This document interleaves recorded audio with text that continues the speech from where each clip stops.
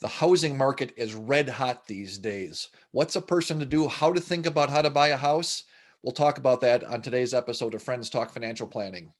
Hi, I'm John Shear. I run a fee-only financial planning practice in Middleton, Wisconsin. And I'm Bridget Sullivan-Mermel, and I've got a fee-only financial planning practice in Chicago, Illinois. So, John, we both have some basic guidelines that we use for people to help them figure out how much house to buy and how to go about buying a house. So my guidelines is to spend on a house 2 to 2.5 times your annual income, and it could be you and your house and your spouse together, whoever's buying the house together, and put 20% down. So that means that you have had to save enough so that you have 20% down. So if you, and I'm going to do some of the basic math for you right now, so you don't even have to get a calculator on this one, but you'll probably want a calculator in your own situation. I'm talking about the gross amount that you make. So this is before 401k, but it's the amount that you expect to kind of make every year. So sometimes if somebody gets a one-time bonus or something like that, that's not, I wouldn't include that. I could buy twice as much house then. Yeah, right. Don't do that. So 100,000 times 2. So if both your spouse and you make 100,000 times 2 is 200,000, and times 2.5 is 250. 200,000 times 2 is 400, and times 2.5 is 500. So if you're making those, so those are our basic guidelines, or my basic guidelines for if you're buying a house. And so if you're buying a house that's 200,000, you should have 40,000 to put down. And if you're buying a house that is 500,000, that means you should have $100,000 to put down. John, what are your thoughts on this? Yeah. No, that's pretty consistent with where I am on things too. I have a little wider spread. I'll tell people two to 3 times income as far as looking to make a purchase with things. But you got to be careful for creep on the top. You can kind of keep on going up, and pretty soon you get yourself in a position where it's easy to talk yourself into overbuying. So 2 to 3 is how I use it. And again, similar math, right? If you're making $100,000 combined, that means 2 to 300,000, 2 to 250, somewhere in that range. And if you're making 200,000, now you're in the $4 to $600,000 range. Like that's a really good metric for because it's based on cash flow, right? You've got a mortgage and your income versus cash flow. That's a good transition. And I mean, one of the things I tell people about this, and just being cautious, because is that real estate's easy to buy, but it's not always easy to sell, right? No. And so it's that sort of thinking, like, hey, to have these metrics where it kind of keeps us in check, I think is really important, because otherwise you end up where you've got this commitment to it, right? Your mortgage, a house is a commitment that you have to make these payments, and it can affect other areas of your life that you might not think about before you make this purchase. Right. And you could think, because the real estate market is so hot right now, that real estate is easy to sell. But you would be wrong. Yeah, right. Yeah, well, it might be today, but right, you're Yeah. talking about, when you're talking long-term things, right? That's recency bias. We were talking about that a little bit before the show. Like, what happened yesterday does not mean that's going to be the same thing in a year or 2 years and 3 years, right? Much less 5 or 10 years. So Yeah. So I personally have overbought on a house. So before I was a financial planner, I had a tax practice. So I was a CPA. I wasn't a slouch with numbers, but I just didn't know. And I went out to buy a condo, and they said, gee whiz, you can afford this you can amount of afford money. this, right? And I was like, great, I'll go for that. Yeah, and so I got, I was over 3 times my annual income. My house was over 3, might have even been almost 3.5.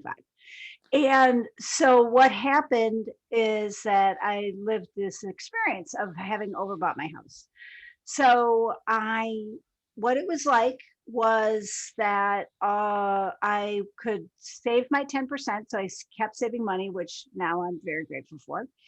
But other than that, I was very tight with other spending. I couldn't do stuff that I wanted to do that seemed appropriate for me at the time. And I didn't have kids. So that would have been harder if I did have kids. Yeah, right. So for instance, I like to travel, and I was camping, and I wasn't even camping at like groovy national parks. where you have to fly and rent a car.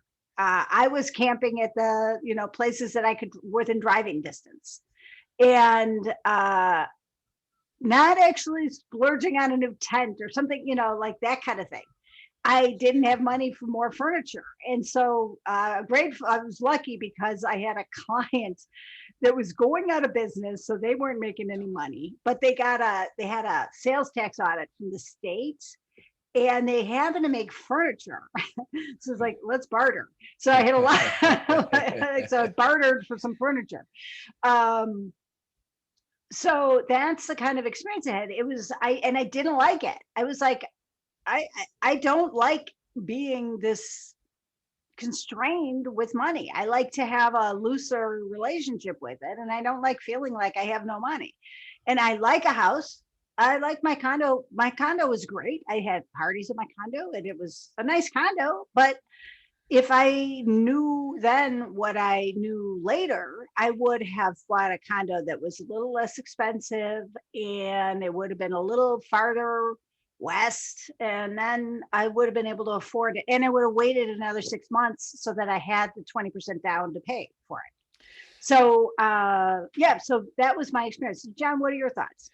Well, I think that just that idea is really powerful. Thanks for sharing your story on it, Bridget. It's like you hear about these things in sort of theoretical, right? And you've got the experience of, hey, what was it like? What's it like when Right. you had this? And I just keep coming back to the idea that it's a commitment. It's this mandatory thing that you've got to do. You can choose whether to take trips or not. You can choose whether to camp at the county campground or the national park, but you can't choose whether to make that mortgage payment or pay your property taxes, right? And so Right. you're making this big commitment, and having rules around that makes sense.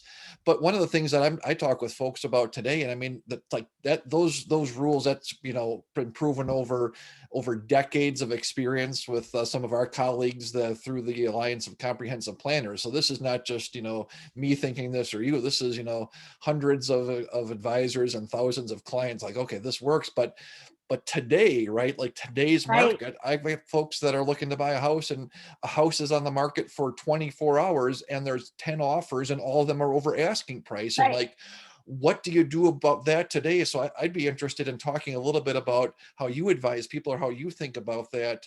I mean, it's crazy. I had a client who was looking to buy a place, and they bid their price was almost $100,000 over asking, and they didn't get it.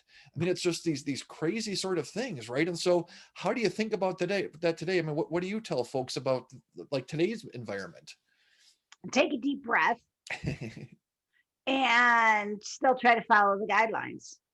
Yeah, And that's one of the reasons why I say 2 to 2.5, because then if you creep up a little bit, there's a little bit of, you know, you're not going to goof yourself up too badly. But instead, that's why I don't go up to 3. But again, realize if you decide to take the plunge anyway, realize that you're in a situation that's overhyped, and you might take a look at what is overhyping it. For instance, there are a lot of people moving to the area, and do you think they're going to stay? Or is it just that housing prices haven't gone up in quite a while, and so they've got a little bit of catching up to do? So there's different reasons why housing prices might go up. And is that a trend that's going to just keep continuing, and they're going to keep going up, up, up, up, up? Or is it like, they're going up and then they'll probably stay? yeah. Yeah. So That's the same thing that I'm telling folks too, is right. Like the fundamentals don't change, right? right. At any given time, we've got these changes in what's going on currently. And one of the things I talk about with folks is having patience. Like it's so, I mean, it's got to be a challenging time. I'm glad I'm not personally in that situation, but I'm like, okay, Yeah. how do you think about that? At the same time, we have got clients that are making moves, and I say, listen, you can buy a pretty nice apartment or rent a pretty nice apartment, right? And there's flexibility. And then, I mean, one of the things I think Hey. about is, if inflation, if mortgage rates go from wherever they are today, 3 or three and a Right. half, in 3 years, if they're at 4 or 5, percent, suddenly those sky high valuations, that red hot thing, you go, golly, people can't afford, and those prices start to soften a little bit. And then being in a position where you can be flexible, it's like any other negotiation. Basically, the person that has the flexibility has the power. The person that's locked into a result loses their power. So I tell people, Oh, just to the extent you can, be patient with it. And maybe that means renting an apartment. Maybe that means not buying the perfect house right now, but buying something that fits our guidelines on things, with the idea that, okay, in a few years we're going to make that move, as because those things, interest rates, prices, those things all come through. You've seen it over history. It doesn't feel like that. We have that recency bias. It doesn't feel like that today. But if you can have a longer term time horizon, that's exactly what I tell people: is be patient. Patience wins out. Oh, at the same time, realizing that can be really tough to think about. But hopefully folks can listen to these messages and be proactive and be smarter about making their decisions with things. yeah. The metaphor that comes to my mind is it's like driving a car. So if you generally drive within a certain speed limit, and when you're on the expressway, but you go out onto the Kennedy is the highway right by me. That's what we call it. So if you go out onto the Kennedy and it's the Grand Prix that morning, what do? Do you start driving really fast, or do you say, I'm going to move over to the right lane and let all these people go by me and be safe, and so and ride safer and just ignore some of this hype that's going on over there. So that's my take on it. It's like, you don't have to let everybody else being hyped up make you follow that curve. I think that's a great place maybe to wrap things up, and just talking about sticking to your guns, right? Like, here's our philosophy. Here's what we know has worked over time, whether it's driving safely or Mhm. buying a house that's worth 2 to 2.5, maybe 3 times your income. That works over the years. It works today, right? And so have that discipline, have that patience with things, and it'll put you in a really positive situation. I guess that would be my one takeaway here. Is anything else that you had to add to that, Bridget? Yeah, I would say subscribe to our show. Oh, there you go. Yeah. That's a great action Subscribe item. to our show. Helps us with credibility on YouTube. And the other thing is, John mentioned ACP, or the Alliance of Comprehensive Planners, before, but that's a group that both of us belong to. So with that, let's wrap it up. Thanks, John. All right. Thanks, Bridget.